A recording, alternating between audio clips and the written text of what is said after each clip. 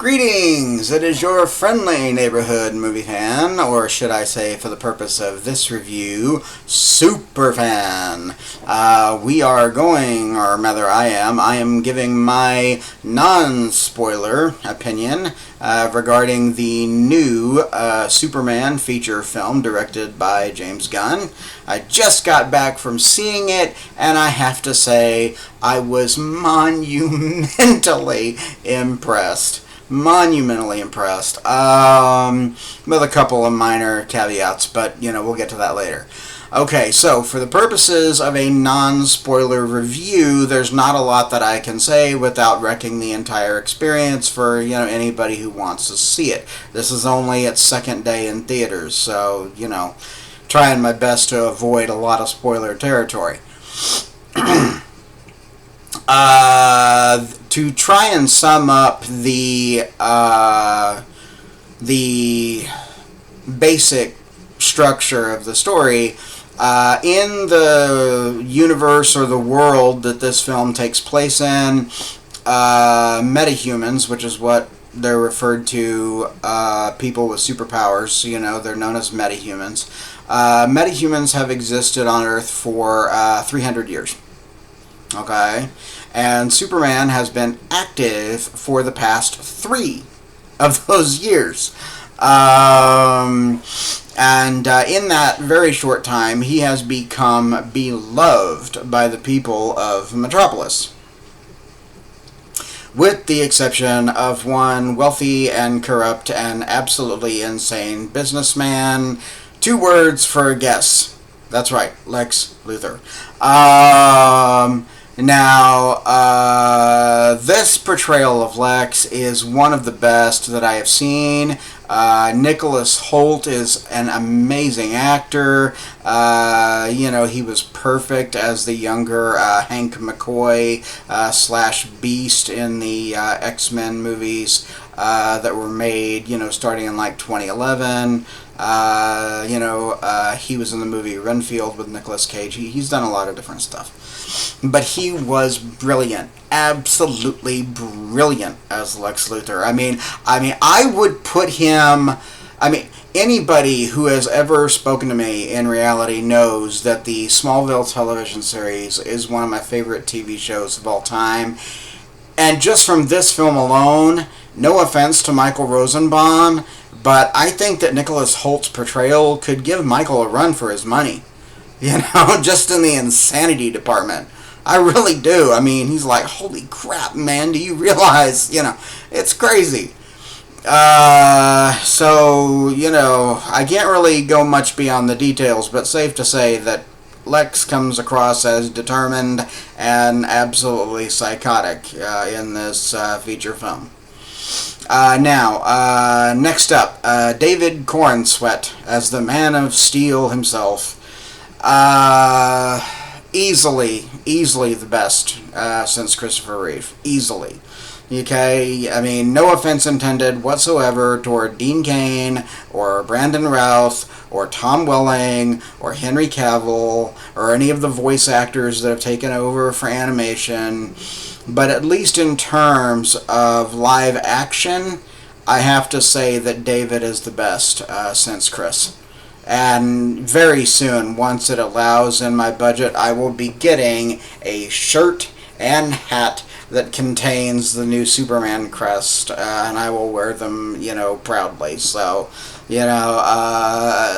I really adored David's version of the hero in this movie. He is humble, and he is humble and honest to a fault. There are moments where you do see him get angry and exhausted. He even despairs at a certain point, which is a very interesting, plot point, which I will not give away. But, he is the most human Superman that we have ever seen. This is not a god among men. This is, someone who has a lot of power, but he also has, chosen to use his power to save and protect as many people as possible. Now, next up, Rachel Brosnahan as intrepid reporter Lois Lane. Oh, how did she do in this movie? She nailed it. She really did. She nailed it. I guess, my top two favorite scenes have to be the reporting scene between her and Clark in his apartment, which there is one very short clip on YouTube, so no major spoilers there. But then there's also another scene that takes place with Mr. Terrific. And so, those are my top two favorite moments with her in the film. Okay, let's see. Now, I know I'm probably going to butcher his last name because I don't know where he's from, but it's not intentional. His name is Edie, I believe it's pronounced Gathegi. And he plays Mr. Terrific. He was also in X-Men First Class with Nicholas Hoult. In that film, he played a character named Darwin. And in this film, he is Mr. Terrific, a technological, whiz kid. Just, not a kid, obviously, but this guy knows technology better than most. Could probably put the robots, in Superman's Fortress of Solitude to shame. But, and then, let's see, Nathan Fillion. Oh my goodness. I was not a fan of Nathan Fillion's previous sci-fi work, okay? I have a friend of mine who loves Firefly. I never saw it all the way through. But I did enjoy his role very much on the TV series Castle. And when he was chosen to play Guy Gardner for this, I was a little bit nervous because I was like, I only know him as Castle, so how is he going to pull off a character like this? Again, folks, he did it. Okay, he comes across as the most selfish, pompous, short-tempered, entitled ass on the entire globe. And you just find yourself wondering, why in the world would a noble organization like the Green Lantern Corps, actually, select somebody like him to be among their ranks? It stretches the imagination a little too far. Now, finally on the heroes list is, I believe her name is Isabella Merced. She plays Hawk Girl. I will say this much. For as much as she's in the film, she performs very well. The only downside is she's not in the film very much. And I do wish that, we would have had more time to really explore her backstory. Because anybody who's read the comics, knows a little bit of her backstory, and I don't want to get into that. That's not the purpose of this video. Okay, next up, the one mutt that has taken over, all the advertising for this movie, the Superdog, Crypto. Absolutely delightful. So many moments in the entire movie. I heard one reviewer say that, Crypto stole the show, but, Superman, brought the soul. And I think that's a very apt description. Crypto pulls Kal-El out of, dangerous situations more than once. And it's just amazing how they did that. And the effects and everything, you would swear that dog was literally on the set. I honestly don't know whether it was a completely computer-generated dog all the time, or whether they had, several lookalikes and then just used them for different scenes. I have no idea how they did it, but it works, bless God, it works. So let's see. Okay, now, I don't remember the actresses' names, so I'm just going to mention their characters because I don't remember their names offhand. But Miss Tessmacher, Eve Tessmacher, total bimbo to the nth degree, but still has a little bit of a brain. Okay? They did make her far more campy than Valerie Perrine's version in the 1978 film. She's bubblegum pop all the way, okay? But in a funny way. Let's see. Also, Cat Grant.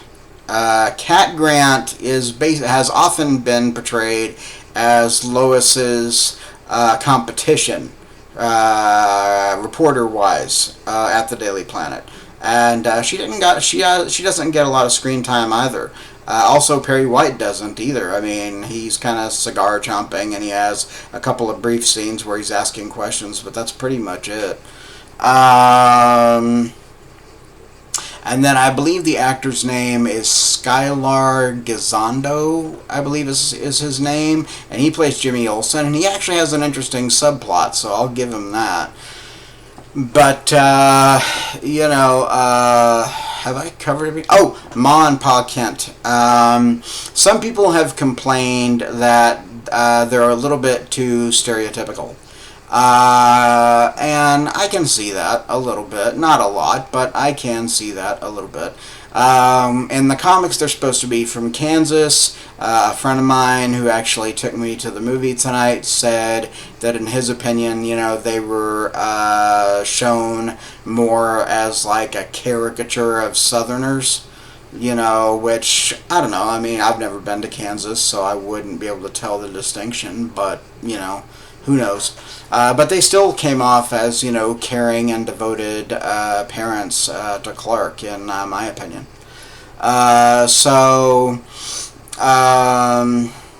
I think that's more or less it for all the characters. The music is absolutely wonderful. Okay, they use elements of John Williams' classic theme throughout the entire film, but it doesn't dominate. It's mixed with other music, orchestral score, and I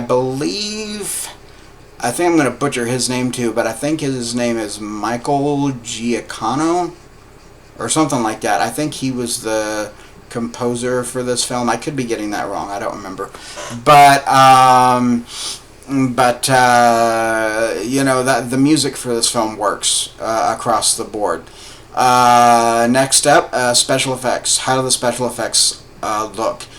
They're incredible. Okay, I mean, I was watching the ending credits. I can't believe how many artists and companies worked on the effects for this movie. They had ILM, they had Weta, they had the folks at Disney, they had everybody working. I'm surprised they didn't haul in, companies like Rhythm and Blues or, Rhythm and Hughes, rather, or Digital Domain, I mean, I'm surprised they didn't, but it seemed like they got everybody in the kitchen sink, to do the effects for this movie. But on the whole, how would I rate the new Superman film? It's really hard because I don't hardly ever give any film a 10 out of 10. That is extraordinarily rare. There's always something that I find to pick at about it. But if I had to give it a vote, probably about an 8.5. Probably about an 8.5. By comparison, I would have to say that the original Christopher Reeve film is probably an 8, simply because the campy tone, or the campy elements, because it's not an entirely campy film, but the campy elements of the 1978 film have not held up as well over time. But I do believe that this one has earned a solid 8.5 out of 10. So, major congrats to James Gunn, all the cast, everybody involved behind the scenes. You guys made an absolutely amazing movie, and I look forward to seeing more. So, here's hoping, your next project is up, and away! This is your friendly neighborhood movie fan, signing off. Thanks for watching.